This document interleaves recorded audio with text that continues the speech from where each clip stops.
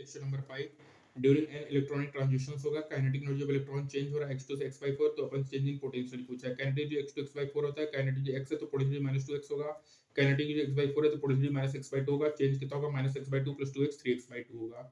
Potential जी दिया है -6 point electron, calculate total energy. तो टोटल एनर्जी क्या होगा?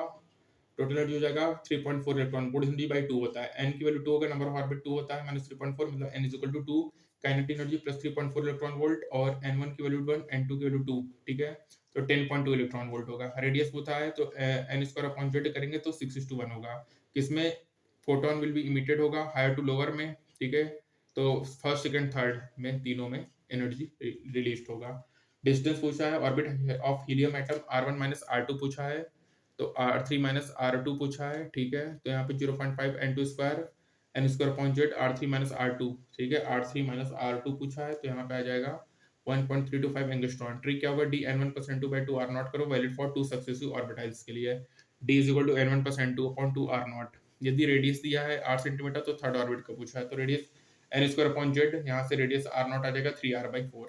यहाँ पे रेडियस दिया है पार्टिकुलर ऑर्बिट का 0.5, तो वेलोसिटी पूछा है, ठीक है, रेडियस है तो यहाँ से n की वैल्यू 4 आ गया, वेलोसिटी पर पुट किया तो आ गया वेलोसिटी, ठीक है।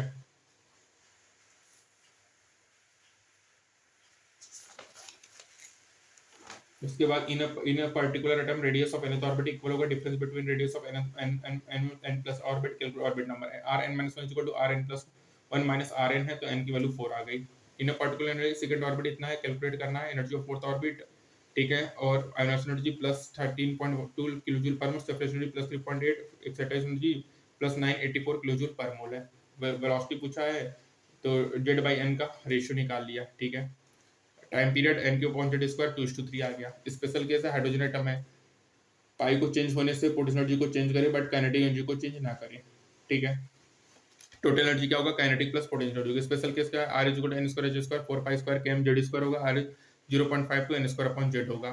इन hypothetical atom in the place of electron there is a particle having mass 2 times of mass of electron and equal charge, तो डिस्टेंस पूछा है angstrom. Radius versus n square, direct straight line, n का parabola, rectangular hyperbola, ठीक है। E और Z square का -13.6 Z square. Spectrum है, source है, फोटोग्राफिक प्लेट है, इमिशन है, एब्जॉर्प्शन है, कॉन्टिन्यूस डिसकॉन्टिन्यूस, वेवी और लाइन और बैंड। इमिशन डिसकॉन्टिन्यूस होगा, हाइड्रोजन स्पेक्ट्रम है, लाइन स्पेक्ट्रम एटॉमिक स्पेक्ट्रम होता है, ठीक है। तो स्पेक्ट्रम है, emission, absorption, continuous discontinuous, absorption में डिसकॉन्टिन्यूस, लाइन और band, line spectrum atomic spectrum, emission क्या होगा? डिसकॉन्टिन्यूस हाइड्रोजन स्पेक्ट्रम, ठीक है, ये हो गया। तो यहाँ पे हमारा कंप्लीट होता है। फॉर 2 सक्सेसिव ऑर्बिटल के लिए d = n1 + n2/2 × r0, d = n1 + n2/2 × r0 कर सकते हो, वैल्यू फॉर 2 सक्सेसिव ऑर्बिटल्स के लिए, ठीक है। नेक्स्ट टर्म में अपन लेक्चर नंबर 5 हमारा कंप्लीट होता है, लेक्चर नंबर 6 में स्टार्ट करेंगे हाइड्रोजन स्पेक्ट्रम के बारे में। तब तक के लिए स्टे ट्यून्ड, थैंक यू।